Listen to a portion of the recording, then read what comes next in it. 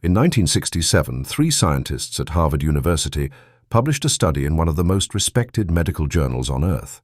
Their conclusion was simple.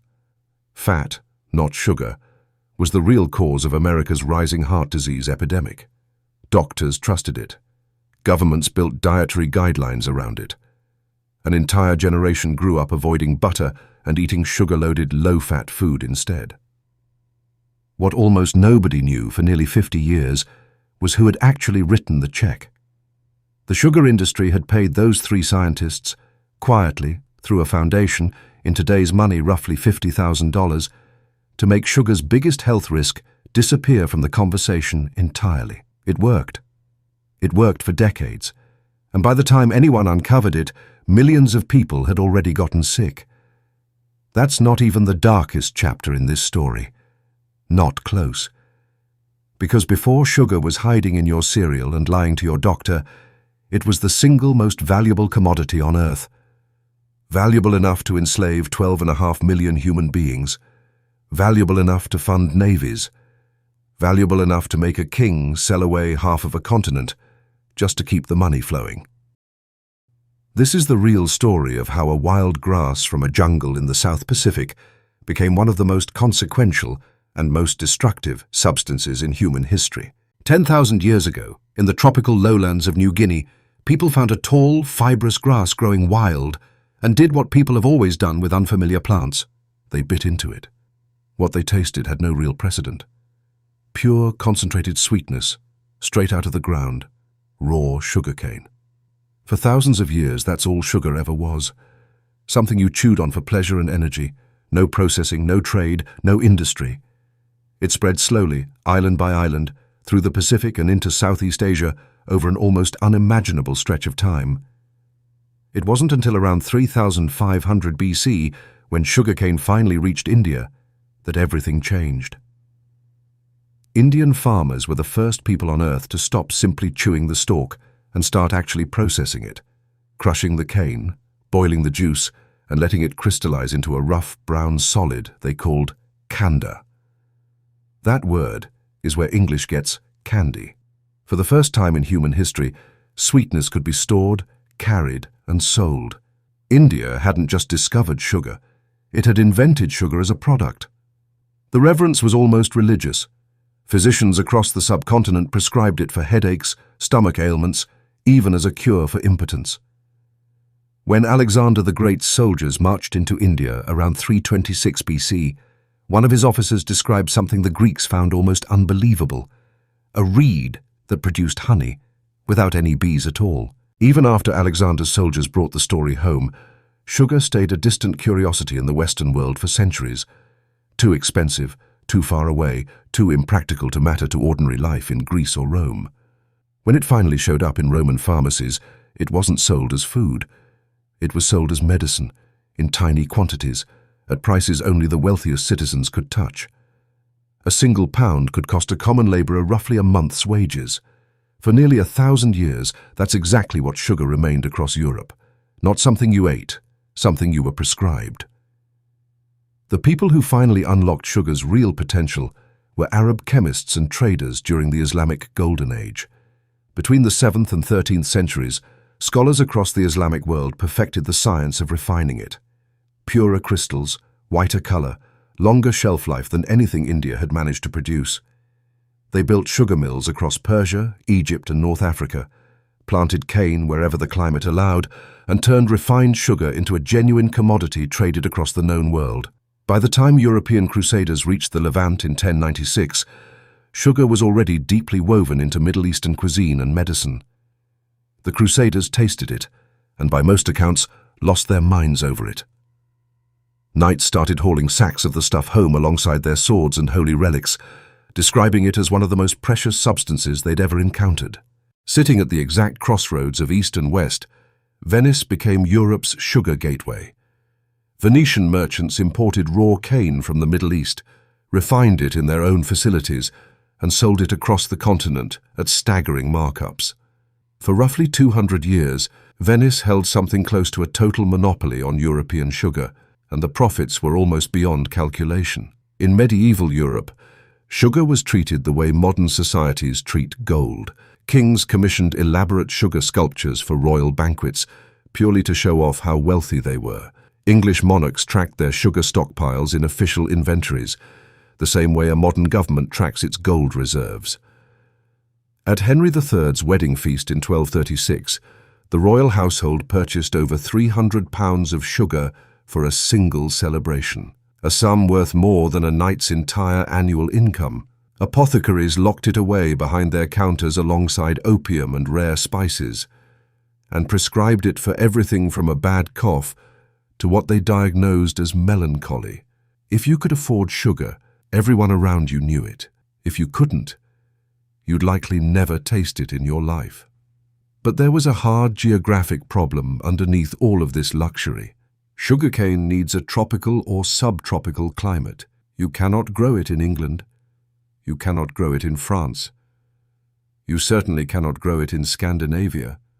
European demand for sugar was exploding, but the entire supply chain still ran through trade with the Islamic world, expensive, unreliable, and constantly disrupted by politics and war. What happened next is the part of this story most people never learn, and it's the part that reshaped the modern world more violently than almost anything else on this list. In the 1400s, Portugal began colonizing a string of Atlantic islands: Madeira, the Canaries, São Tomé off the coast of West Africa, and quickly realized these islands had exactly the climate sugarcane needed. Portuguese planters built Europe's first sugar plantations under direct colonial control, and immediately ran into the same problem every plantation would face for the next 400 years. An operation this labor-intensive needed an enormous constant supply of human bodies. They tried convicts first, then poor European laborers. Neither lasted. Sugar cultivation is genuinely brutal work. Planting, cutting, and processing cane under an equatorial sun for 18 to 20 hours a day during harvest season. Workers collapsed from heat, exhaustion, and disease at rates no voluntary labor system could sustain. So Portugal turned to enslaved Africans instead, and the plantations of São Tomé quietly became the prototype for what would grow into the most catastrophic forced labor system the modern world has ever produced. When Columbus crossed the Atlantic on his second voyage in 1492, he carried sugarcane cuttings with him. The Caribbean climate turned out to be close to perfect for it. The soil was close to perfect for it. And European demand for sugar was, by this point, essentially bottomless. What followed was one of the most brutal industrial processes in human history, run almost entirely on enslaved labor. Cane had to be cut by hand with machetes in extreme heat, then fed into massive grinding mills within hours before the juice inside began to spoil. Those mills, powered by oxen, water, and later wind, ran around the clock during harvest season. Workers feeding cane into the rollers risked losing fingers, hands, entire arms in an instant. Plantation owners reportedly kept hatchets stationed nearby, specifically to sever a trapped limb before a worker's whole body could be dragged into the machine. After grinding, the raw juice moved into a chain of copper-boiling kettles, each one hotter than the last, in rooms that regularly exceeded 140 degrees Fahrenheit. Burns from splashing molten sugar were routine, not rare. The work never stopped, and the human body was treated as a replaceable input in the process, not a person to be protected. Every European power with ships wanted in. Spain, Portugal, England, France, and the Netherlands all raced to plant sugar colonies across the Caribbean and South America. Barbados, Jamaica, Saint Domingue, Cuba, Brazil, entire islands turned into sugar factories. By the 1650s, tiny Barbados, an island barely bigger than a mid-sized American city, was outproducing all of Brazil and had become the single most valuable colony anywhere in the British Empire, worth more by itself than every North American colony combined. The human toll behind those numbers is almost impossible to fully absorb. Between the 1500s and the 1800s, roughly 12.5 million enslaved Africans were forced across the Atlantic, and a massive share of them were sent directly to sugar plantations. On a Caribbean sugar plantation, the average life expectancy after arrival was 7 years. Plantation economics were built around that horrifying fact. It was calculated to be cheaper to work someone to death and purchase a replacement than to provide conditions that would let them survive. Sugar didn't simply benefit from slavery as an industry. Sugar was the economic engine that made the entire transatlantic slave trade profitable in the first place. By the 1700s, sugar had become the single most valuable commodity moving through the Atlantic world, worth more than tobacco, more than cotton, more than coffee. Its profits built mansions across London and Paris, funded navies and financed wars. The infamous triangle trade tied it all together. Manufactured goods sailed from Europe to Africa. Enslaved people were forced from Africa to the Caribbean, and sugar sailed from the Caribbean back to Europe. Every point on that triangle ran on sugar money. England, in particular, developed a genuine national obsession. In 1700, the average English person consumed roughly 4 pounds of sugar a year. By 1800, that number had jumped to 18 pounds. Sugar's transformation from rare luxury to everyday middle-class expectation was well underway, and it was no accident. British merchants and politicians actively pushed sugar consumption upward because the colonies producing it were making them extraordinarily wealthy. But the system that colonial powers built also produced something none of them had planned for: organized resistance. On the French colony of Saint-Domingue, the sugar colony that today is Haiti, enslaved workers launched the only fully successful large-scale slave revolt in recorded history. Starting in 1791, hundreds of thousands of enslaved people rose up, burned the plantations, and fought a brutal 13-year war against French, Spanish, and British forces simultaneously. By 1804, they had won. Haiti became the first free black republic in the Western Hemisphere, a nation born directly out of a sugar plantation's collapse. The shockwaves reached far beyond the Caribbean. France lost its single most profitable colony overnight, and Napoleon, who had been dreaming of building a sugar empire across the Americas, was forced to abandon it entirely. In 1803, he sold the entire Louisiana Territory to the United States for roughly $15 million, about 4 cents an acre, in part because without Haiti's sugar revenue, holding on to that much North American land no longer made financial sense. Sugar's collapse in one Caribbean colony effectively doubled the size of the United States overnight. Napoleon had a second problem too. Britain's Royal Navy had blockaded French ports, cutting France off from Caribbean sugar entirely. France needed a domestic source of sweetness fast, and it found one in an unlikely place: the sugar beet. A German chemist named Andreas Marggraf had discovered decades earlier that ordinary European beets contained sucrose chemically identical to cane sugar. Napoleon poured state resources into beet sugar, ordering tens of thousands of acres planted and offering cash bounties to any farmer who converted.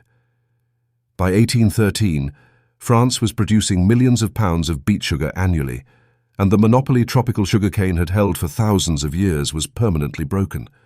Cane sugar and beet sugar would compete for the next century, driving prices steadily downward across the entire world. The Industrial Revolution accelerated everything at once. Steam-powered mills crushed cane faster than any ox or water wheel ever had. Railroads moved raw sugar from field to factory in hours instead of days. Refining technology advanced until producers could turn out sugar so white and fine it bore almost no resemblance to the rough brown crystals ancient India had first produced. White sugar became a symbol of purity and modern refinement, while brown sugar, functionally identical, got quietly rebranded as the inferior product. Then came a pairing that would permanently reshape how ordinary people ate: sugar and tea. Britain was already importing enormous quantities of tea from China, but tea on its own is bitter, and working-class Britain didn't take to it until sugar made it palatable. By 1850, British workers were drinking an average of 2 cups of sweetened tea a day, and sugar imports to Britain doubled between 1840 and 1860 alone. The British government actually lowered tariffs on sugar specifically to keep the industrial workforce fed, caffeinated, and productive on the factory floor. Cheap sweetened tea quietly became the unofficial fuel of the British Empire, and the entire sugar colony system existed, in large part, to keep that fuel flowing. Sugar spread into jam, candy, baked goods, and sweetened drinks throughout the late 1800s, and industrialists loved every bit of it, for a fairly dark reason. Sugar delivered fast, cheap calories. A worker putting in a 12 or 14-hour factory shift needed energy, and a jam sandwich and sweet tea were far cheaper to provide than an actual substantial meal. Sugar became, quite literally, fuel for industrial capitalism, and the working class consumed it at volumes earlier generations would have found unimaginable. By the early 1900s, that appetite had a new engine behind it. Coca-Cola, founded in 1886, was selling millions of sugar-loaded bottles a year within a couple of decades. Other soda brands followed. Candy bars hit shelves. Plain oats became sugar-coated breakfast cereal. 20th century sugar consumption in America climbed to levels no civilization in human history had ever come close to reaching. By 1970, the average American was eating over 100 pounds of sugar a year. That's roughly the weight of a large dog consumed as sugar by every man, woman, and child in the country every single year. Which brings us back to where this video started. By the 1950s, internal research inside major sugar companies was already showing a strong link between sugar consumption and heart disease. Instead of disclosing it, the industry buried it, and in 1967 paid those 3 Harvard scientists to publish a review in the New England Journal of Medicine that pointed the blame squarely at dietary fat instead. It worked exactly as intended. For roughly 30 years, official nutritional guidance across America told people to fear fat, not sugar. Food companies responded by stripping fat out of their products and quietly replacing it with sugar to keep the flavor intact. Obesity, type 2 diabetes, and heart disease climbed sharply in the decades that followed, and the industry, sitting on its own internal research the entire time, chose profit over disclosure. The full extent of the cover-up didn't surface until 2016, when researchers at the University of California, San Francisco, uncovered the original internal sugar industry documents. What they found was a playbook that should sound familiar. Create public doubt, quietly fund friendly research, discredit critics, delay regulation for as long as humanly possible. It's the same strategy the tobacco industry had already been caught running decades earlier, simply pointed at food instead of cigarettes. And while that research was being buried, an entirely new sweetener was quietly taking over the American food supply without most people ever noticing the switch. In the early 1970s, Japanese scientists developed a cheap process for converting cornstarch into a liquid sweetener called high-fructose corn syrup.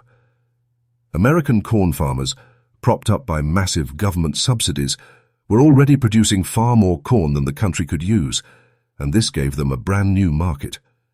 By 1984, both Coca-Cola and Pepsi had switched their American formulas from cane sugar to high-fructose corn syrup, cheaper, easier to transport, and simpler to blend into liquid products.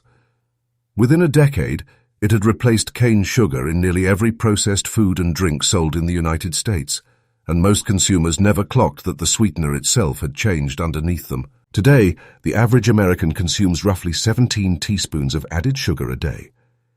The American Heart Association recommends a ceiling of 6 teaspoons for women and 9 for men, meaning most people are eating somewhere between double and triple the recommended limit, often without realizing it, because sugar hides in places nobody thinks to check. Pasta sauce, bread, salad dressing, flavored yogurt. A single can of regular soda contains roughly 10 teaspoons of sugar, more than an entire day's recommended limit in one drink. The health toll is stark. More than 42% of American adults are now classified as obese. Over 37 million Americans have diabetes, and another 96 million are pre-diabetic. Heart disease remains the leading cause of death in the country, and while sugar isn't the only factor behind that number, decades of research now confirm it's one of the largest. The picture is global, not just American. Worldwide sugar production now exceeds 180 million tons a year. Brazil leads production, followed by India, the same country that first figured out how to crystallize sugar more than 5,000 years ago. The average person on Earth now consumes around 50 pounds of sugar annually. and that number keeps climbing as Western-style diets spread into more countries. Some governments have started pushing back. Mexico introduced a soda tax in 2014, and consumption dropped roughly 12% in the first year alone. The United Kingdom followed with its own sugar levy in 2018, a policy that pushed major drink manufacturers to reformulate their recipes before the tax even took effect, just to avoid it. Several American cities, including Berkeley, Philadelphia, and Seattle, have passed local sugar taxes of their own, and early data suggests they do reduce consumption, even as the sugar industry spends millions fighting the surge, in court and in state houses. 10,000 years ago, this story started with people biting into a wild grass in a New Guinea jungle, tasting something the human tongue had never encountered before. Since then, sugar has built empires and toppled them. It enslaved millions of people and financed the navies that guarded the profits. It funded a revolution that created the first free black republic in the Western Hemisphere and doubled the size of the United States as collateral damage. It fueled the Industrial Revolution, and then it quietly paid scientists to lie about what it was doing to the people eating it. And right now, it's sitting in your kitchen, in your cereal, your bread, your ketchup, mostly unnoticed, exactly the way the industry that sells it has always preferred. That's the real story behind the sweetest and quietly deadliest commodity in human history. If you're new here, this is Brand Ancestry. Every video, we dig into the hidden history behind the everyday things nobody thinks to question. If that's the kind of rabbit hole you enjoy, subscribe and stick around. And I want to know, which part of this actually surprised you most? The Harvard cover-up, the Haitian Revolution, or the fact that sugar built the modern food industry on the exact same playbook tobacco used? Drop it in the comments. I read every one. See you in the next one.